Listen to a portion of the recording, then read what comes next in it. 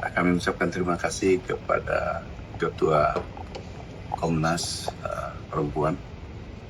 Luar biasa.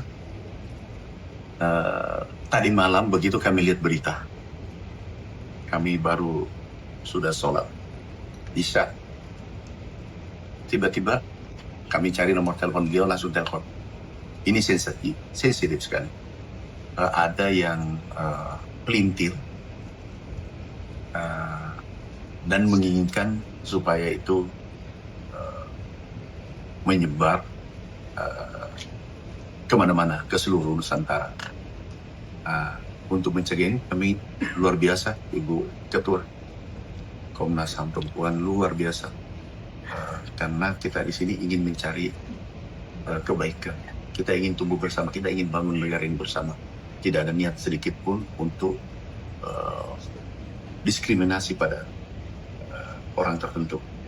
Nah, kemarin kronologisnya itu, intinya itu kemarin ada demo peternak ayam seluruh Indonesia. Kami baru pulang dari awal, karena ini juga sensitif, karena demo seluruh Indonesia dan merencanakan demo lagi. Ini kan nggak bagus, dan anggotanya kurang lebih 3 juta. Sehingga kami terbang ke Surabaya, mengundang seluruhnya. Seluruh peternak Indonesia kami undang, pengusaha, para konglomerat. Singkat cerita, kita cek di mana masalahnya. Nah, di Surabaya, kenapa harga turun? Salah satu penyebabnya adalah MDG yang SPPG ini tidak membeli telur dari peternak dengan harga yang ditentukan oleh pemerintah. Suruh, satu pun tidak ada yang membeli di Surabaya. Nah, Wagub kami tanya, siapa koordinator? Ditunjuklah. Kami kan tidak kenal. Tapi yang menentukan dia diberhentikan adalah Badan Pangan, Badan Gizi, BGN, Kepala BGN. Nah, mereka, Pak Mentan kita berkata, kami setuju. Nah, begitu selang 40 menit, tiba-tiba ada tanya, Pak Menteri, itu lagi hamil muda. Kasihan.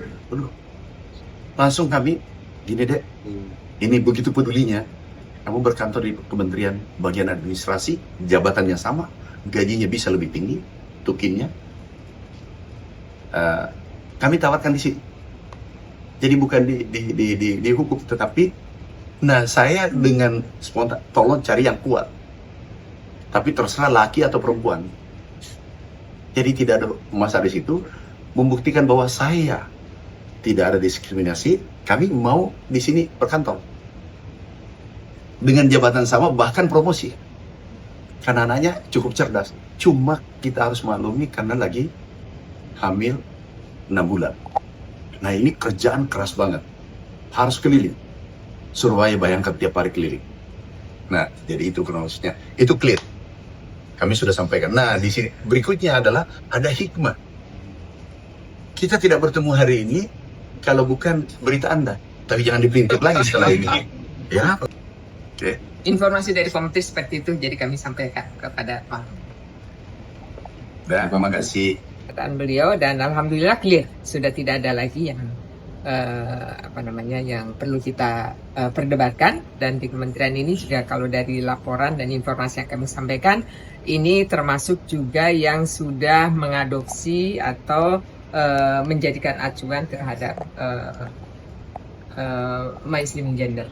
Jadi dalam pembangunan ini mandat kita memang untuk pengarus utamaan gender menjadi bagian yang pedoman kerja dari Komnas Perempuan untuk melihat apakah ada ketimpangan gender di dalam sebuah lembaga negara, di dalam program-programnya maupun juga di dalam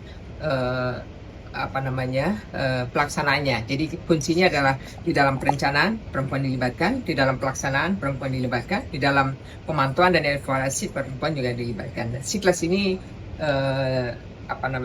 kami temukan bahwa di sini termasuk yang tidak mengkriminalkan perempuan. Teman-teman, di hari yang sama, tanggal 17 Agustus, sepanjang hari dari pagi sampai malam, panitia juga mengadakan pesta rakyat di kawasan Monas.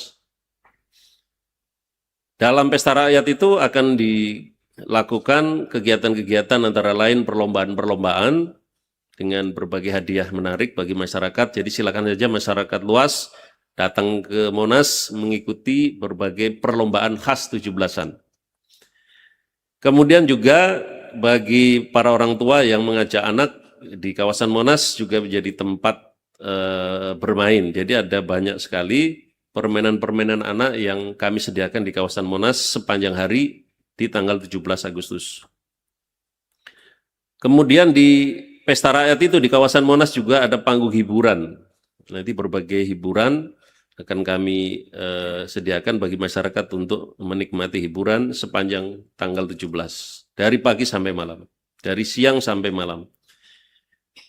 Ada juga beberapa pertunjukan yang bisa dinikmati oleh masyarakat luas, mulai dari misalnya ada drone show, ada video mapping, ada fireworks, ada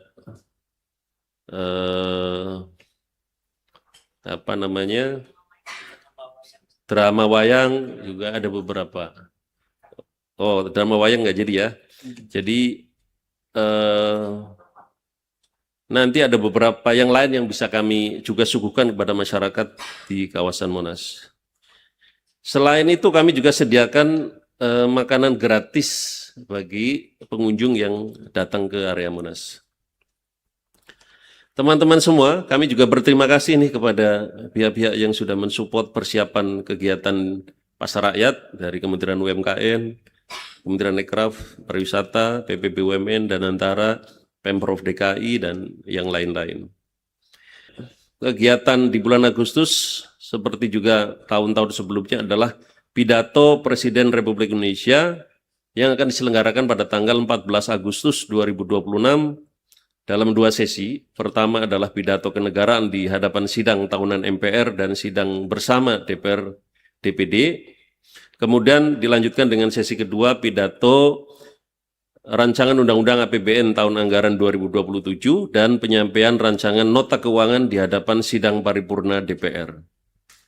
Kegiatan ini dikoordinasikan oleh Sekretariat Jenderal MPR, DPR, dan DPD secara bersama-sama dengan Kementerian Sekretariat Negara, Kementerian Keuangan, dan Kementerian Perencanaan Pembangunan Nasional atau Bappenas. Selanjutnya, kegiatan di bulan Agustus ini adalah ziarah nasional dan renungan suci yang menurut rencana akan dilaksanakan pada hari Sabtu 15 Agustus 2026 di Taman Makam Pahlawan Nasional Utama Kalibata, Jakarta Selatan. Kegiatan ziarah nasional dan renungan suci ini adalah bentuk penghormatan negara, pemerintah, dan masyarakat Indonesia kepada para pejuang kemerdekaan dan pahlawan Indonesia, sekaligus juga momentum untuk merenungan akan makna kemerdekaan bangsa Indonesia. Kemudian teman-teman, selanjutnya tentu saja adalah upacara peringatan detik-detik proklamasi dan penurunan bendera pusaka. Ini adalah yang juga dinantikan oleh seluruh masyarakat Indonesia, upacara peringatan detik-detik proklamasi dan penurunan bendera pusaka. Dilaksanakan pada 17 Agustus 2026 di Istana Merdeka, Jakarta. Presiden RI akan bertindak sebagai inspektur upacara dan sebagaimana kebiasaannya, undangan kepada masyarakat juga diberikan secara terbuka melalui mekanisme war ticket. Jadi nanti kami juga akan melaksanakan war ticket bagi masyarakat yang ingin serta mengikuti upacara detik-detik proklamasi di Istana Merdeka. Sehingga ada kesempatan hadir secara langsung di istana bagi masyarakat luas. Nanti kami akan buka dan kami akan umumkan. Termasuk bagi yang kemarin beruntung memenangkan undian pada HUT logo RI juga akan diundang. Kami harapkan kegiatan upacara peringatan detik-detik proklamasi dan penurunan bendera pusaka pada tanggal 17 ini akan dihadiri oleh setidaknya 8.100 orang sebagai simbol peringatan HUT RI ke-81. Kami akan tutup kegiatan-kegiatan di bulan Agustus adalah seperti tahun lalu sudah dimulai, yakni Merdeka Run, yakni sebuah kegiatan fun run begitu yang mengajak seluruh lapisan masyarakat untuk dapat berpartisipasi. Rute Merdeka Run ini akan dimulai dari depan Istana Merdeka, kemudian akan melalui rute sepanjang jarak yang ditentukan. Ada yang jarak 5, 8, 1, dan 10 km.